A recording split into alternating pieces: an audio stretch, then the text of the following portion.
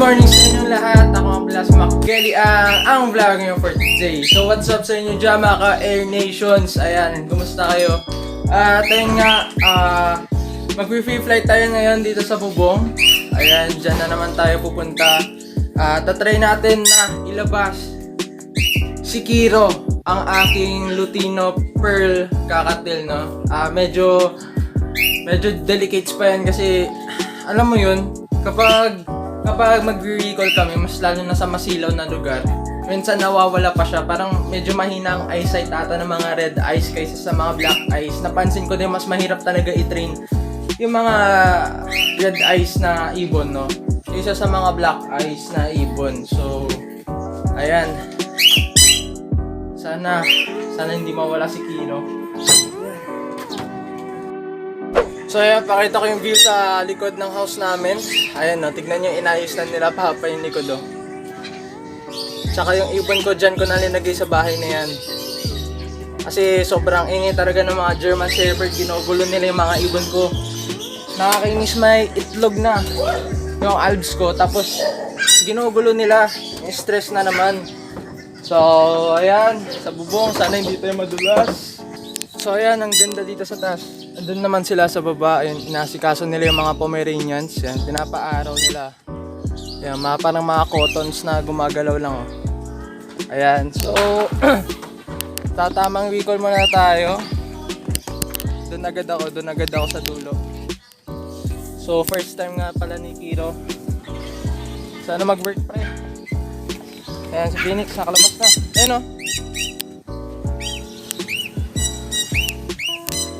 Mahilig talaga sa wire. So ayan nga si Kiro, ang aking Lutino Pearl. Mag-viewing muna kami para sigurado, no? Ayan si Phoenix. Ayan, no? Mahilig yan lumipad kaso hanggang dyan lang yan, yung mga sun conure. Hindi yan lalayo. Ano, mahilig sa mga wire, eh. Bad trip yan, eh.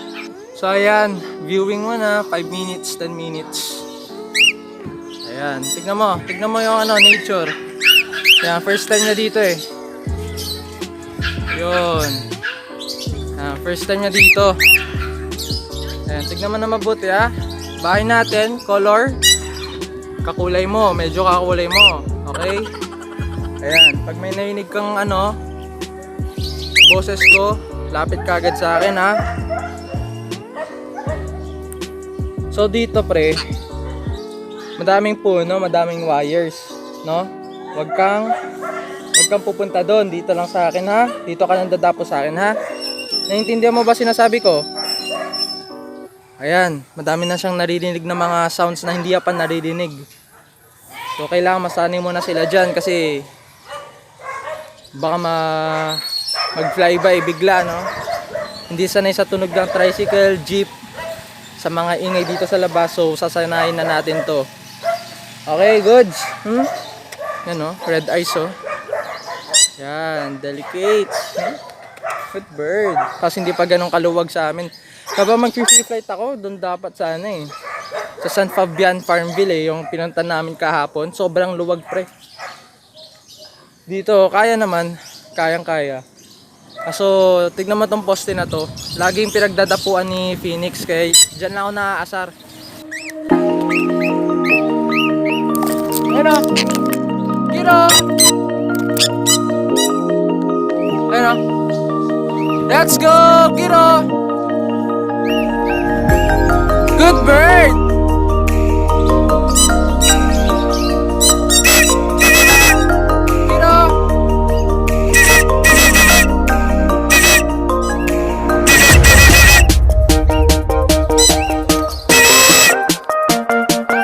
Yun, o. Ay, shush. Okay, na-video ko ba? Certified na ba? So, certified na ba yun, guys? Di ko... Okay na ata, certified na ata. So, sana na-video ko na maayos kasi dumapo si Phoenix sa camera ko. Hindi ko alam kung natakpan niya. So, ayan. Certified na ata kasi bigla siyang lumipad, eh. Or nadulas sa shoulder ko. Tapos, ayan. So, isa pang 5 minutes sa viewing para sigurado na. So, ayan. Isa pa, guys. Tatry ko ulit i-free flight. Okay, sana bumalik kang ibon ka. Fly! Ayan, bumalik nga agad. Isa pa, 1, 2, 3, fly! Ayan, ang problema sa mga ibon natin, bumabalik agad. So ayun po, tamang recall muna tayo. Come! Good bird! Ayan, isa pa, lalayo pa ako. Come! Ayan, good bird! Ayan ah. Come! Phoenix! Ay, pumunta sa kwarto. Ilabas mo nga si Phoenix sa kwarto. Thank you, I love you. Phoenix, come! La. Saan na siya nagpunta? Phoenix! Ayan ah. Ay, baliw. Nandito na nga ako. Anong ibon yun? Kulay itim. Uy, Phoenix! Ang tulaya ka. Eh, dumapo sa akin. Phoenix, come! Phoenix, hindi ko na siya tinitrain eh. Phoenix, come! Yan, good bird. Shato ka. Ha? So, bibigyan natin siya ng treats muna.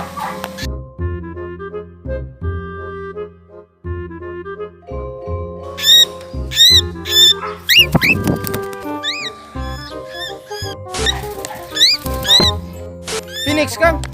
Phoenix! Ang tulayang hirap. Come! Phoenix, come! Good bird. So na, papalipad din na natin. 3, 2, pasensya na sawa ko. Alam ko mali kasi wala akong tawag dito cameraman. Pero, let's go! Kita nyo yun? Parang lumonda. Pero buti nakuha na natin si Kiro kasi hindi ko alam kung malinaw. Bumalik na naman ng kwarto. Ito naman, try natin isa pa. Solo, kaya mo ba solo? Kaya mo ba solo? Fly! Ayaw. Saan ba si Phoenix?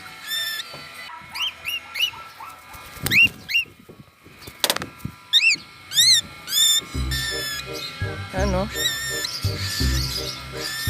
Bastos eh. Come! Pumunta na naman ang bahay ang putik. Phoenix! Ayan, pumunta na dun sa sa ibunan namin. Ayan, kaya ayaw ko mag-free-flight dito kasi ang daming distractions. Sobrang dami distractions ni Phoenix kaya ayaw ko mag-FF dito. Mas lalo pag solo, pag gusto mo solo ipalipad ang ibon. Tapos San Conyor. Grabe ang hirap. Sobrang hirap, kailangan dami siyang kasabay para rumonda. Hindi ko alam kung meron na dyan nakapagpalipad ng San Conyor na solo. Kapag meron, comment down below, panoodin ko kung paano nyo ginawa. Kasi grabe ang hirap. Ako napalipad ko na siya solo sa beach, kaso parang accident lang, hindi siya talagang free flight eh. Magabihin tayo ha.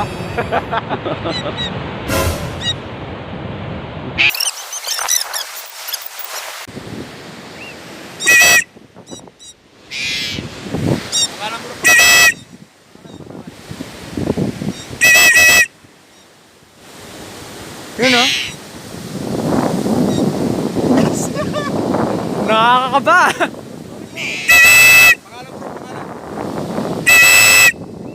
Phoenix!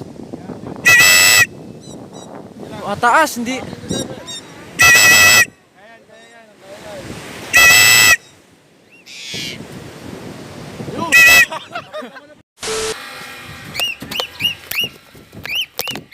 Okay, ayun na. Okay, good job. Sige, layo. Ayaw lumayo. Ha? Ba't ayaw mo lumayo?